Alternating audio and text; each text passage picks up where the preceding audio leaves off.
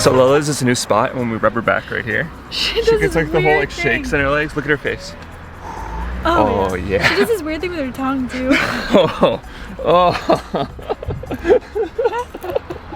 Welcome back to our channel. We're the Nomadic Movement for all y'all wondering what's going on. No.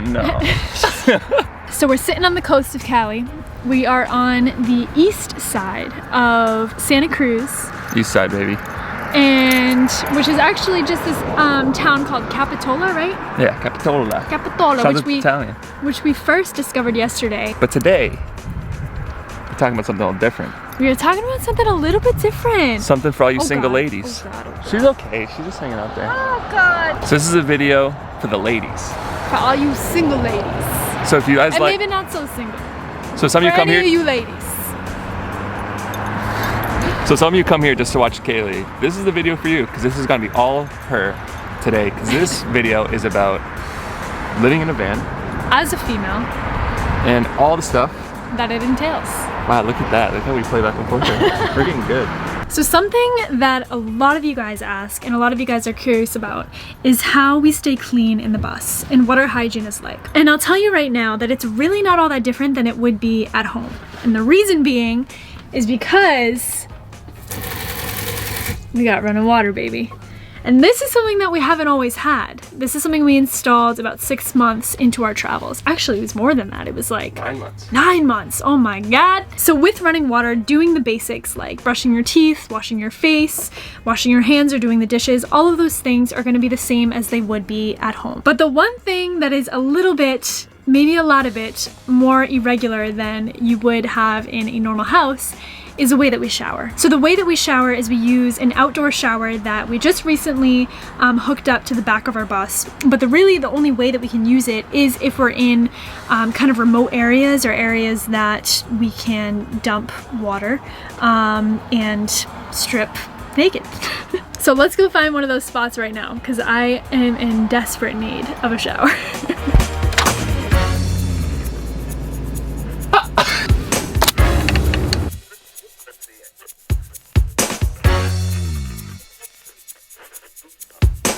So it's a few hours before the sun sets, so we decided before we get into the hygiene part, we want to get a really good workout in, which will bring us into fitness on the road. So the thing that Jordan and I like to do is to always make sure that we're timing our workouts and our showers together, because there is no worse feeling than after getting a really hardcore sweaty workout in and not being able to shower afterwards. Crawling in bed and feeling all gooey. Yeah, that's the worst. All sticky. It's so bad. And then Kayla will try to cuddle me. I'm just like, get out of here. A lot of the times we'll have the advantage of getting to go to a Planet Fitness and use the weight machines and be able to shower in an actual bathroom. But then we have opportunities like this where we get to work out on the beautiful beach of Santa Cruz. Check this view out. This is a spot called Sharkfin Cove. It's beautiful. And you see that rock over there. We're definitely getting up on top of that thing later. All right, let's get after it. Let's go.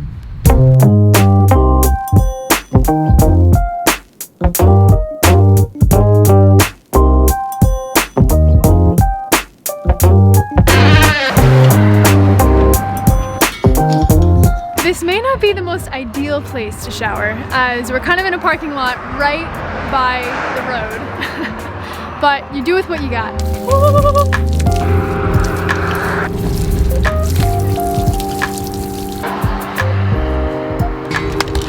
baby! So that thing has literally been a life changer. So that's pretty much it when it comes to hygiene. If you guys have any interest at all in checking out what items we use in our kitchen or in our bathroom, you can click the link in the description below, the top link. It's called vanlifetours.com. It's a website that Jordan and I just recently launched, and you can check out all information that you need when it comes to van life and renovations and products and items that we've used. All of it is on that website there, so go check that out. So in case you're wondering, this is my keto meal.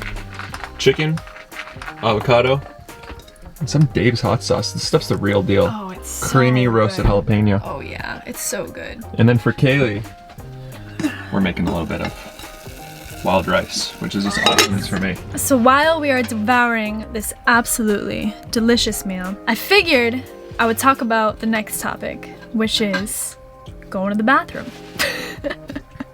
Do you think this is a good time to talk about this? While you're eating dinner, of course. We get lots and lots and lots of questions and concerns about how we go to the bathroom. What the frick do we do if we don't have a bathroom in our bus? Which is actually not true, because we recently installed a pee funnel. We don't use this thing in like city streets or like when we're in parking lots. We only use this thing when we're out in the middle of nowhere, because we don't want to piss all over parking lots. Yeah. No. So it's pretty simple. I don't think it's got enough distance, but that's about it. It's just a piece of tubing and a funnel, and it drains underneath the bus. Right. Just make sure you have really good aim. Most of the times what we do is public restrooms. Public restrooms is such an easy thing to do, especially if you're in rural areas, and there are gas stations, there's Walmarts, there's restaurants, there's so many different options that you can do to use a public restroom. And of course, in absolute worst possible scenarios, spooping in a bag. You added in the Yeah, I got it. Spooping in a bag. Well, ask our new friend and see what she does. Yes. What do you do? So back up a little bit. So we were just over on the beach getting our workout in, doing our thing, and this lovely woman recognized us and called us out. So we ended up inviting her in for dinner, and she also has a van. So tell us about spooping. Yeah, so what do you do when you gotta go? Like Kaylee said, in general, you're just like in public places. But sometimes those 3 a.m. emergencies happen and you have to in a bucket. In a bucket, and that's just the way van life rolls sometimes. That's like an upgrade, is the bucket. We just go right in the bag. We go straight up in a trash bag, yeah. No shame here. We're just being real. So this next point is something that it took me a little bit to learn. And I guess this goes for people that are traveling with a significant other. And in my experience, I feel like it's been really, really important to make sure that even though you're with that person 24/7, to put time aside to have those special moments out together. So tonight, we're checking out this new spot in Santa Cruz. It's called the Kava Bar. It's called Mellow Mellow, right? What the heck's kava? So kava, I'm not even gonna get into it. This stuff seems weird to me. Apparently it's this tea, but it's supposed to like mellow you out. But you have to be 18 years old. Santa Cruz is the weirdest freaking place. They do all this weird stuff. Let's they have just like show energy vortexes. Let's go show them what this place is all about. Lola, wanna go get some kava? Let's go.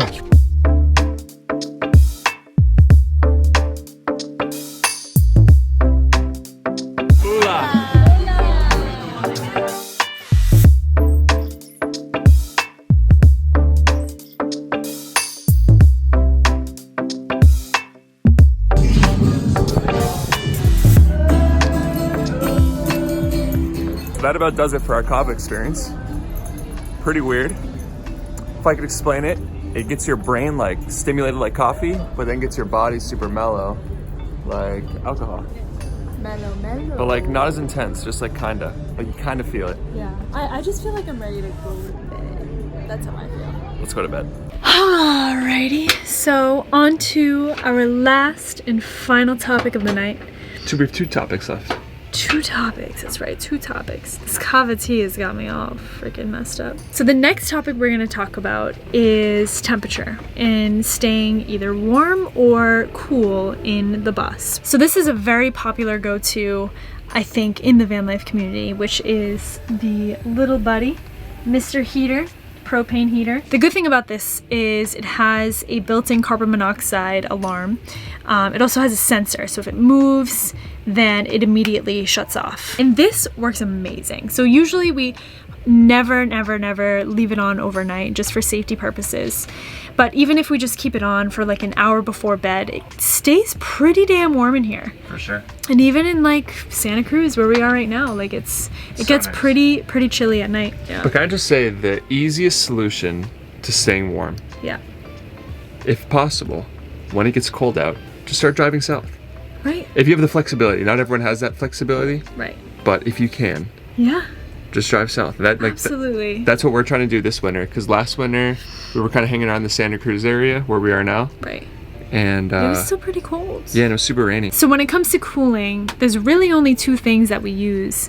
I guess 3. So we have an AC that's built into like the front of the bus, but we usually only use it when the bus is turned on and we're driving. But because we have a lot of windows, we have a lot of ventilation. So, but the one thing that we've recently installed were screens. So we installed like permanent screens on the outside of most of the windows, so we can have the windows down and not have to worry about bugs. And then we have a maxi fan, which blows in and out, so it's really good for ventilation. But blowing it in is really nice because it kind of brings a nice circulation into the air of the bus on the inside. Honestly, that's like all we really have ever needed. The one time that we really got stuck in like some like really hot weather was when we were in San Diego, but it was only for like a couple weeks and then we were out of there. So for some reason, this kava tea has brought in me an appetite.